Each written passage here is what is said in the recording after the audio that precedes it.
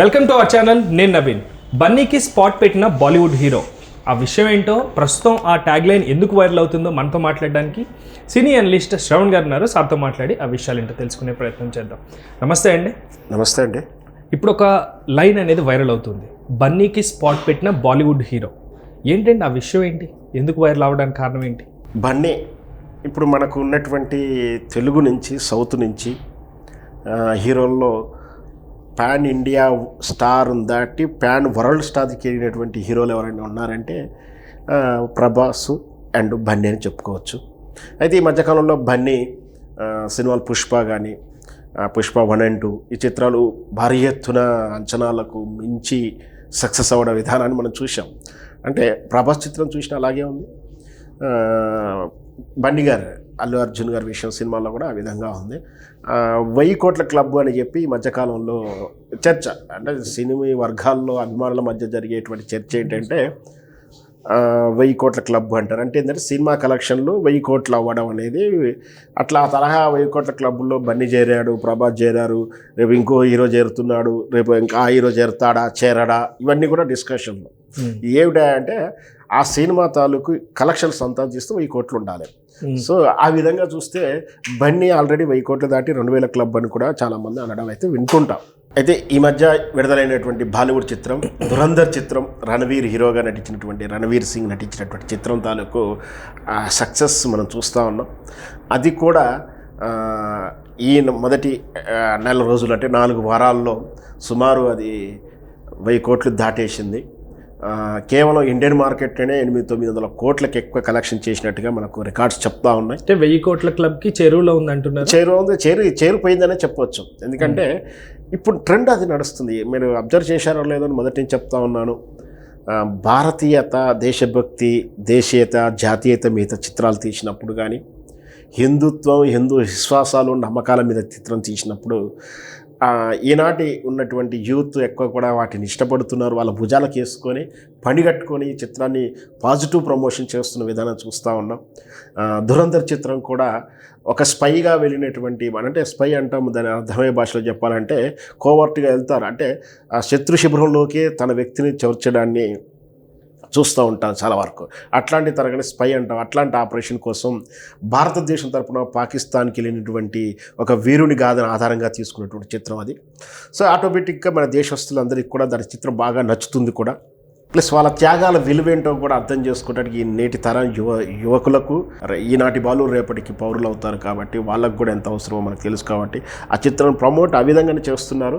అది ఆటోమేటిక్గా సినిమా కూడా మొదటి వారం, 2వ వారం, ఇంకోటి ఆ 2వ వారం తర్వాత పెద్దగా చిత్రాలు వచ్చినాయి లేవు. అంత సంక్రాంతి కోసం వెయిటింగ్లో ఉన్నాయి కాబట్టి గ్యాబు ఈ మనకు వాస్తవానికి ఏంటంటే, మనం ఇప్పుడు ఈ రోజుల్లో మన ఇండియన్ కల్చర్ ఇండియన్ వాడుతున్నప్పటికీ సౌత్ కన్నా నార్త్లో ఇంకెక్కువ ఏంటంటే విదేశీ పోగడలు ఎక్కువగా ఉంటాయి. అందుకే యూరోపియన్ కంట్రీస్ కల్చర్ ఏంటంటే ఎక్కువ 25th క్రిస్మస్ హాలిడేసు అంతా కూడా సాఫ్ట్వేర్ రంగంలో ఉన్నాం కాబట్టి, ఆ యూత్ కూడా అంతా కూడా సాఫ్ట్వేర్ రంగంలోనే ఉన్నారు ఎక్కువ కాబట్టి, వాళ్ళకంతా ఇప్పుడు ఈ వీక్ అంతా, అంటే December end and January 1st వరకు కూడా వీకెండ్, అంటే మనకు కనుక సమ్మర్ హాలిడేస్ పిల్లలకి ఎట్లా ఎంజాయ్ చేస్తామో ఈ హాలిడేస్ కూడా వాళ్ళకి బాగా హాలిడేస్ కలిసి వస్తుంది.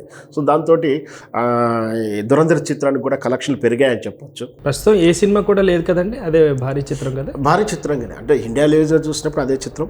రేపొద్దున వచ్చేటువంటి ప్రభాస్ చిత్రము మా రాజాసాబ్ ఒకటి మళ్ళీ సమధీటికి ఇస్తున్నారు. మనవర శంకర ప్రసాద్ అయితే మన వరకు ఇండియన్ వరకు అయితే పోటీ ఇస్తుందేమో, కానీ భారీ ఎత్తున మల్టీ స్టార్గా యుఎస్లో అక్కడెక్కడో ఈ చిత్రాల దగ్గర అల్లు అర్జున్ చిత్రము, ప్రభాస్ అంత రేంజ్ అయితే ఉండకపోవచ్చు. బట్ ఒకవేళ ఉన్న చిరంజీవి గారి క్రేజ్ చిరంజీవి గారికి ఉంటుంది.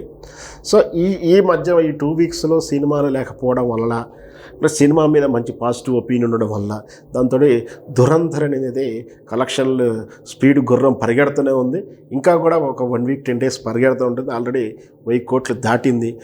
మన ఏదైతే బన్నీ గారు మాత్రమే ఉంటాడేమో, బన్నీ తప్పించేవారు చేయరేమో అన్న లేకుండా ఎవరైనా సరే మంచి చిత్రం తీస్తే రాణిస్తారు, ఎవరికైనా 1000 కోట్ల క్లబ్లోకి చేరే అవకాశం ఉంటుందని ధురంధర్తో చెప్పొచ్చు.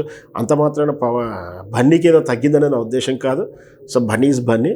వేరే చిత్రాల హీరోలు కూడా వాళ్ళ హీరో తారీఖు వాళ్ళ మార్కెట్ వాళ్ళకు ఉంటుంది. సంక్రాంతి బరిలో కూడా అది పోటీ ఇచ్చే అవకాశం ఉందంటే మీరేమంటారు? ఖచ్చితంగా అంటే ఉంటుంది. ఎందుకంటే ఆ చిత్రం తాలూకు అదే ఉంటున్నా కూడా అంత భారీ చిత్రం మల్టీలా వచ్చేది రాజాసాబ్ తప్పించి ఇంకోటి లేదు. మరి హిందీ నుంచి ఆ తరహా చిత్రం పెద్దగా పోటీ కూడా లేదు. బట్ దాని జోనర్ దానికి ఉంటుంది. బట్ వన్ థింగ్ అంటే ఎగ్జిబిటింగ్ సెక్టర్లో ఆల్మోస్ట్ 80% క్యాప్చర్ చేసిందనే చెప్పాలి. జస్ట్ 20% బర్తింగ్ కాబట్టి పెద్దగా గ్యాప్ ఉండదు.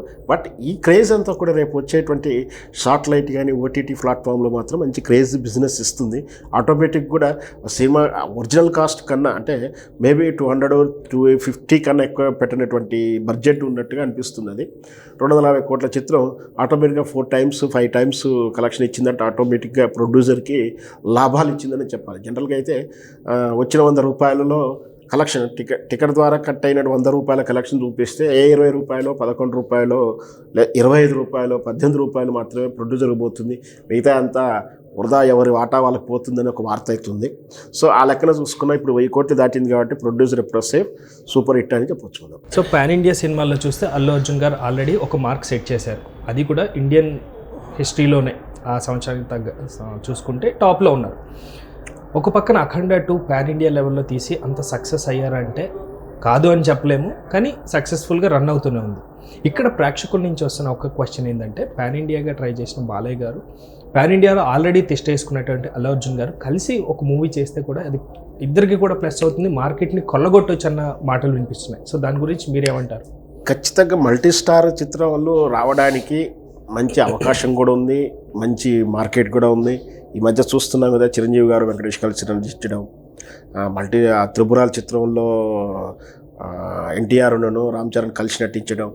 అంటే బిజినెస్ గతంలో కొంచెం హీరోల మధ్యలో పోటీ ఉండడం ఒకటి, అభిమానుల మధ్య పోటీ ఉండి ఒకరు ఎక్కువ తక్కువ అయినప్పుడు ఇబ్బంది పడాల్సి వస్తున్నటువంటి బిజినెస్లో దెబ్బతింటారని ఒకటి ఉండేది. కానీ ఇప్పుడు మాత్రం బాగానే ఉంది. మీరు అన్నట్టు బన్నీ అండ్ బాలకృష్ణ కలిసి నటిస్తే మంచి ప్యాన్ ఇండియా దాటేసి, మీరు ప్యాన్ ఇండియా అంటున్నారు, ప్యాన్ వరల్డ్ స్థాయి కూడా దాటిపోతుంది. బట్ ఆ తరహా సబ్జెక్ట్ రావాలి, వాళ్ళని ఎఫర్డబిలిటీ చేసే ప్రొడ్యూసర్ కావాలి, ఆ సబ్జెక్టు కావాలి, ఆ ఈక్వేషన్ అంటే మన అల్లు అర్జున్ అంటే బాలకృష్ణ గారు డేట్స్ కుదిరినప్పుడు బండి గారి డేట్స్ కుదిరి ఒకే షెడ్యూల్లో ఒకే క్యాలెండర్ ఇయర్లో కుదరని వర్కౌట్ అవుద్దంటారా? వర్కౌట్ ఎక్కడైనా ఉంది. ఎందుకంటే మార్కెట్ బిజినెస్ ఇద్దరే తక్కువ స్టార్లు ఏం కాదు కాబట్టి no problem. But one thing, ఆ తరహా సాహసం ఎవరైనా చేయాలి, సమబుద్ధి చూపించే డైరెక్టర్ కావాలి కదా. గతంలో ప్రొడ్యూసర్స్ అనేవాళ్ళు ఒక హీరో ప్రొడ్యూసర్స్ ఇట్లా ఉంటూ అందరు హీరోలతో చేసేవాళ్ళు. కానీ ఇప్పుడు అట్లా లేదు. ఒక తరహా కంపెనీ గ్రూప్గా ఉన్నాయి. అల్లు గారి కంపౌండు, రామానాయుడు గారి కంపౌండు, మెగా గారి కంపౌండు, ఇట్లా రకరకాల పేర్లతో ఉన్నారు. బట్ అది మంచి కల్చర్ కాకుండా ఇప్పుడైతే వాస్తవానికి అయితే వాళ్ళ హీరోల మధ్య అట్లా పోటీతత్వం ఏం లేదు. మల్టీ స్టార్ ఫిల్మ్ వస్తే మాత్రం ఖచ్చితంగా ప్రేక్షకులకు ఆదరిస్తారు. చేయడానికి కూడా హీరోలు కూడా సిద్ధంగా ఉన్నారు. ఎటొచ్చి ఎవరి ఇమేజ్ వాళ్ళకి పడిపోకుండా ఉంటూ సబ్జెక్ట్ తీసుకొస్తే వాళ్ళు చేసే అవకాశాలు ఉంటుండొచ్చు. మీరు అన్నట్టు రాబోయే రోజుల్లో వాళ్ళిద్దరు కలిసి నటిస్తే వాళ్ళకు బ్లాక్ బ్లాస్టర్ తెలుగు ఇండస్ట్రీకి ఇచ్చినట్టు అవుతుంది. Thank you sir, thank you so much అండి. Thank you viewers, bye.